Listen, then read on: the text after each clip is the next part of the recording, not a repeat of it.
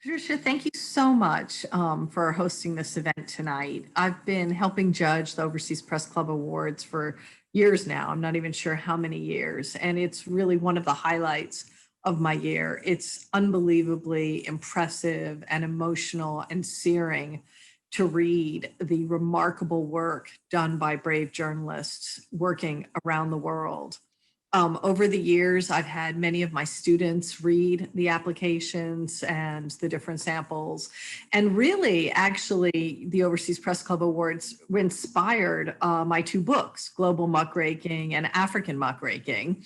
And we used some of your runners up and some of your winners in those books. They're compendium. That's wonderful. Of reporting in the global South.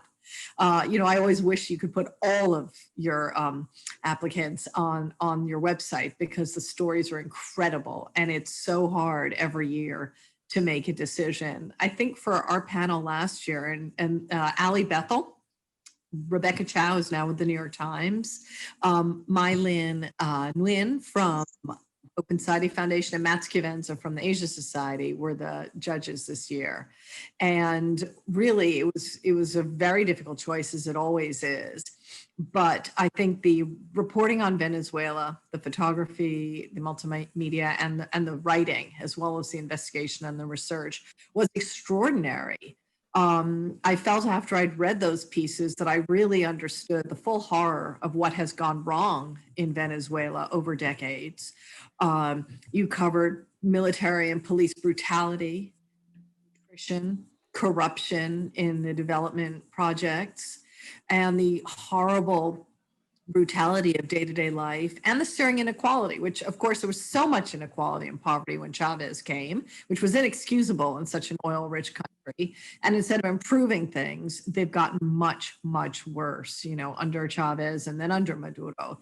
So it's really been a terrible situation. And I would love to start just by asking Brian and Angus to tell us a little teeny bit about yourselves. Who are you and how did you wind up in Caracas and how did you report these stories? Because they were clearly very dangerous to report, and as well as all the investigation that you did using documents and sealed court records or unsealed court records, you also went out and interviewed a lot of people. And your colleagues took photos as well. So I'd love to just hear about yourselves and what it was like to report that unbelievably depressing and sobering and important package of stories.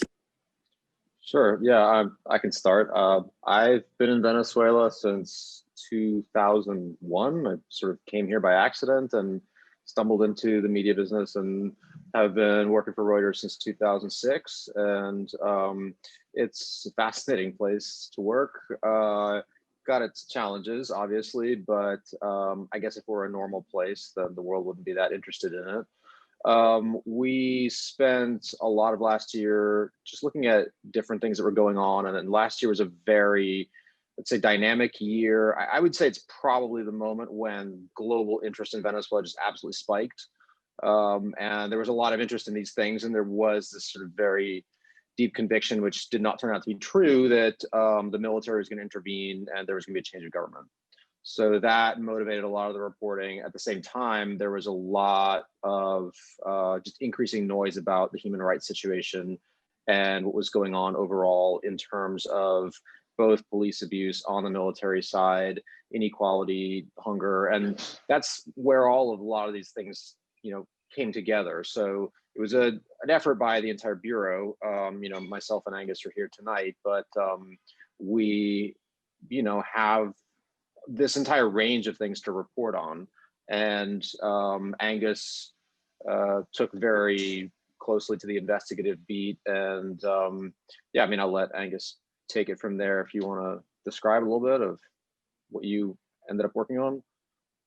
Yeah, sure. So I first moved to Venezuela in May 2018. I think before then I was working for Reuters in Spain, and I think even then I was kind of slightly obsessed about with Venezuela. I would kind of read everything that the bureau would produce. So it was anyway. And then the opportunity came to move to Caracas, and it was just in time for the May 2018 presidential election, in which which Maduro, of course, went on to win. And I think right from that moment, I was kind of fascinated in the issues of how, in a country with so much poverty and insecurity and dysfunction, how could Maduro's government keep on kind of retaining control.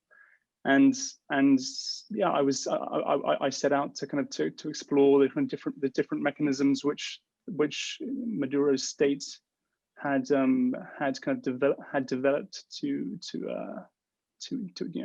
ensure that its control over over all aspects of the country would continue. And that led me to look at the military counterintelligence agency, which was kind of spreading fear through the military community, kind of using torture and using torture to keep soldiers in check.